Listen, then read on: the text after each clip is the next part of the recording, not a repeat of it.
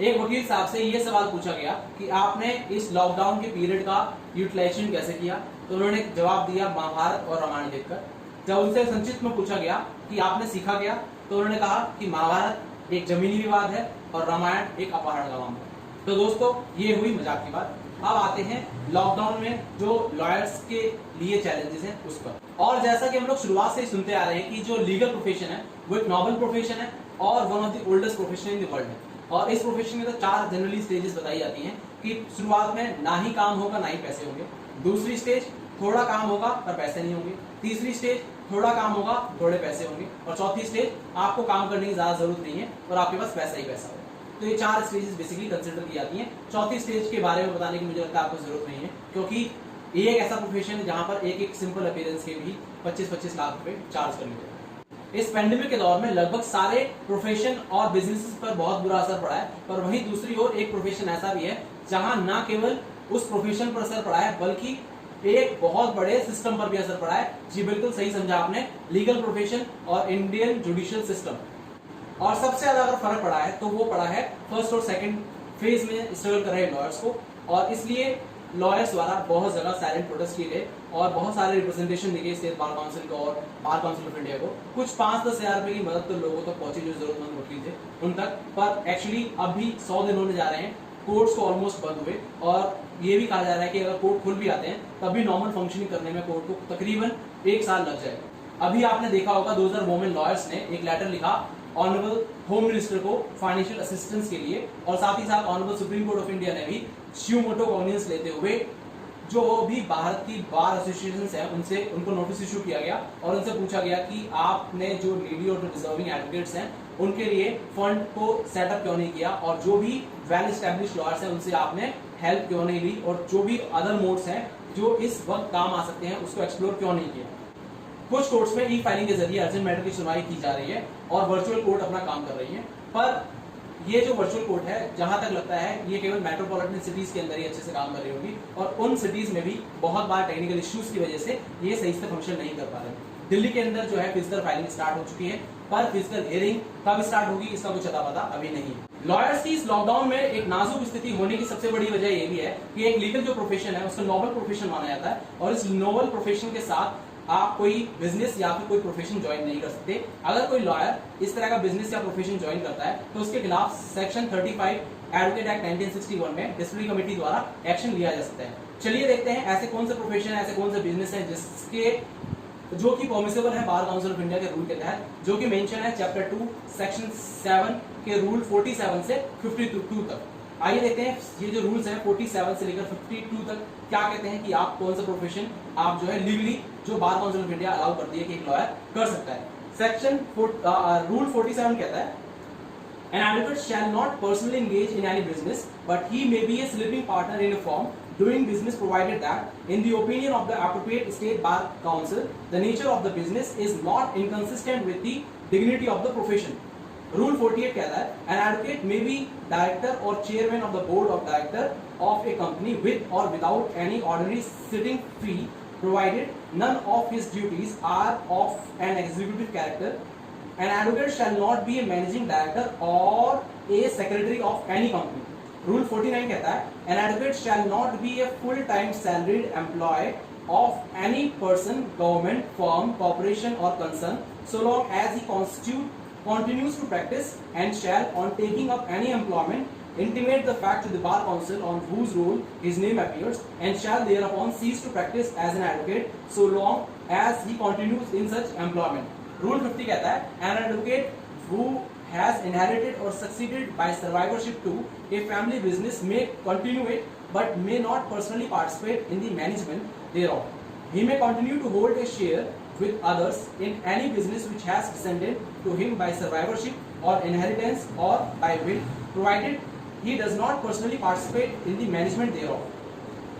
51 rule कहता है An advocate may review parliamentary bills for a remuneration, edit legal textbook at a salary, do press writing for newspapers, coach pupils for legal examination, set and examine question paper, and subject to the rules against advertising and full-time employment, engage in broadcasting journalism, lecturing and teaching subjects, both legal and non-legal.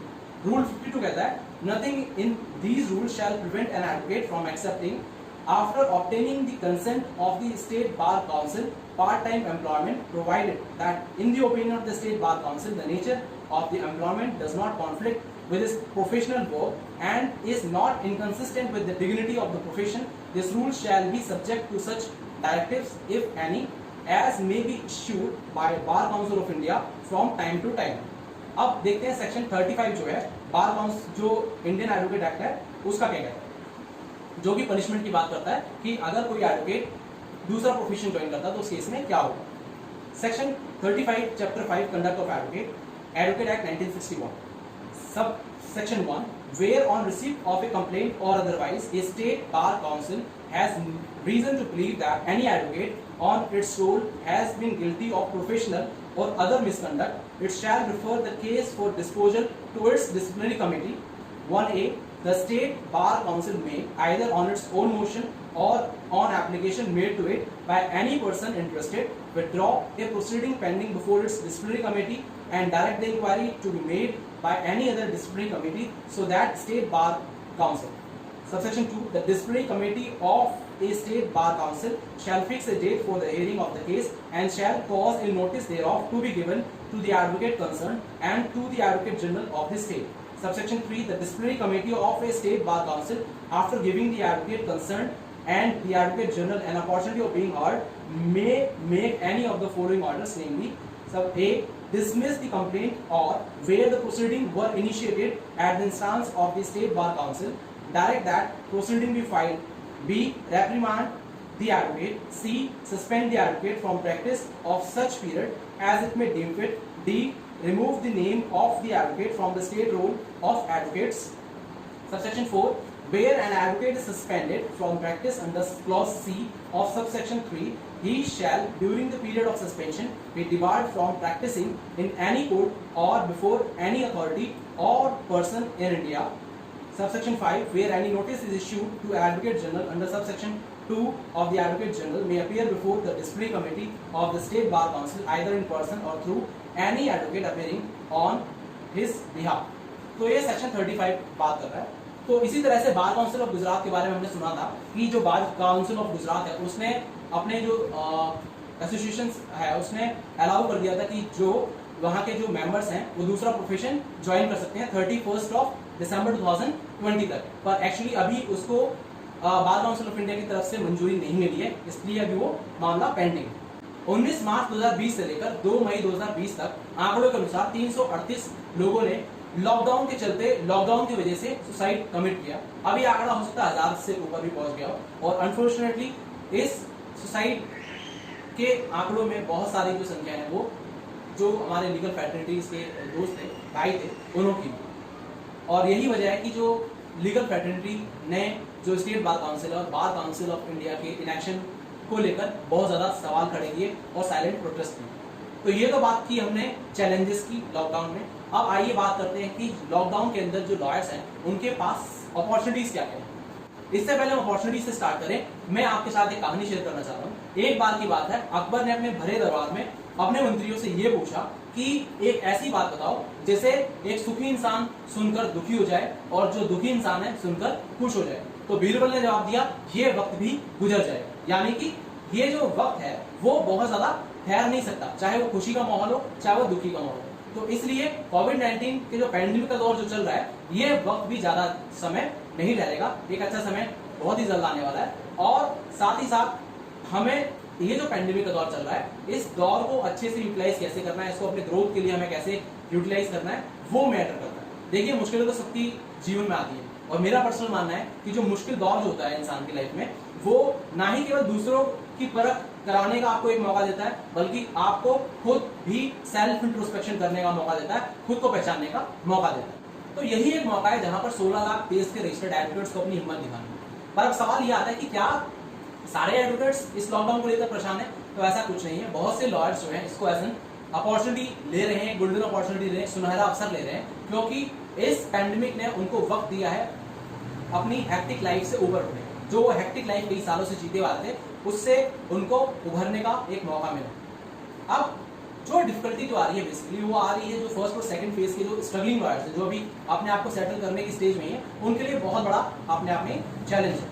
Hectic life से जुड़ी एक instance मुझे याद आ रहा है। एक बार राम जेठमलानी जी के जो ऑफिस में एक यंग लॉयर इंटरव्यू देने आता है और उस यंग लॉयर से जब ये पूछा जाता है कि आप कितने घंटे काम कर सकते हो, तो उसने कहा 10 से 12 घंटे। तो राम जेठमलानी जी ने कहा कि इस उम्र में भी मैं 18 घंटे से ज्यादा काम करता हूँ। तो दोस्तों जो हैप्टिक शेड्यूल जो होता है लॉयर का, उसका अंदाजा आप इस इंस्टांस से लगा सकते हैं, जो कि प्रैक्टिकल है और रियल है। और यही बात है कि सिर्फ जो लॉयर है वो ना तो खुद के साथ टाइम बिता पाता है और ना वो अपनी फैमिली को टाइम दे पाता है, ना दोस्तों को टाइम दे पाता है, और ना ही अपनी हॉबीज को फॉलो कर पाता है, और ना ही अपने सपनों को जी पाता है। तो ये बेसिकली एक मौका भी है बहुत लोगों के लिए और बहुत लोगों के लिए चैलेंज भी है। तो पर दोनों चीजों को हमें देखना है कि किस तरह से हम इस चीज को यूटिलाइज करें। देखिए लाइफ में दो चीजें हैं, एक सर्टेनिटी और एक अनसर्टेनिटी। सर्टेनिटी एक तरह का इल्यूजन है और अनसर्टेनिटी को लेकर हम लोग जो है अभी का जो वक्त है उसको खराब नहीं कर सकते। हम वकील लोग कोर्ट में अक्सर ये बातें करते हैं कि कोर्ट के अंदर ऊंट किस करवट बैठेगा ये किसी को नहीं पता। तो दोस्तों जब हमें पर्सनल लाइफ में ये वर्ड यूज करते हैं कि ऊंट कोर्ट में किस करवट बैठेगा ये किसी को नहीं पता, तो लाइफ में अगला मोमेंट क्या होगा ये किसको पता है। तो अभी हम इस चीज को लेकर परेशान क्यों हो? हमें अभी जो है अपना टाइम किस तरह से यूटिलाइज करना है, हम इस लॉकडाउन का किस तरह से फायदा उठा सकते हैं, इस डिफिकल्टी को हम किस तरह से एक अपॉर्चुनिटी में कन्वर्ट कर सकते हैं, वो हमारे लिए इस समय सबसे ज्यादा महत्वपूर्ण है। सबसे पहली और सबसे महत्वपूर्ण चीज जो आप कर सकते हैं वो है खुद को वक्त देना, खुद को पहचानना, खुद को सेल्फ इंट्रोस्पेक्ट करना। क्योंकि जिस वक्त आप खुद को पहचान जाते हैं या आप खुद को पहचानने लगते हैं तो जिंदगी की आधी से ज्यादा दिक्कतें जो हैं आपकी खुद ब खुद खत्म हो जाती हैं। और दूसरी चीज जो आप कर सकते हैं वो है चीजों को ऑर्गेनाइज करना और खुद को डिसिप्लिन करना, क्योंकि ये दोनों ही चीज एक लॉयर की लाइफ में बहुत ही ज्यादा इंपॉर्टेंट होती है। क्योंकि वकालत की जो लाइफ है वो इतनी ज्यादा उथल पुथल है कि मीन्स अगर आप अच्छे से ऑर्गेनाइज नहीं होंगे और आप डिसिप्लिन नहीं होंगे तो आपकी लाइफ बहुत ज्यादा हेक्टिक हो जाएगी और जो स्मूथनेस है आपकी लाइफ में वो खत्म हो जाएगी। और तीसरी चीज जो आप कर सकते हैं वो है खुद को डिजिटल फ्रेंडली बनाना और सोशल मीडिया फ्रेंडली बनाना। राम जेठमलानी जी ने भी लास्ट जीवन के अपने अंतिम पड़ाव में सोशल मीडिया को मेंटेन करना, मैनेज करना सीखा था मिस्टर सुमित नागपाल जी की मदद से, जो कि एडवोकेट। तो एक्चुअली जो आने वाला समय है उसमें फाइलिंग और आर्गुमेंट्स और जो सारी प्रोसीडिंग है पॉसिबिलिटी है कि वो सारा कुछ ऑनलाइन होगा, और इसलिए खुद को डिजिटल फ्रेंडली बनाना, डिजिटली साउंड बनाना एक्चुअल में बहुत ज्यादा जरूरी हो गया है वकीलों के कंटेक्स्ट में। और चौथी चीज जो आप कर सकते हैं वो है अपनी स्किल्स को इंप्रूव करना, एनहेंस करना, चाहे वो आपकी कम्युनिकेशन स्किल हो, राइटिंग स्किल हो, या फिर आपकी रिसर्च स्किल हो।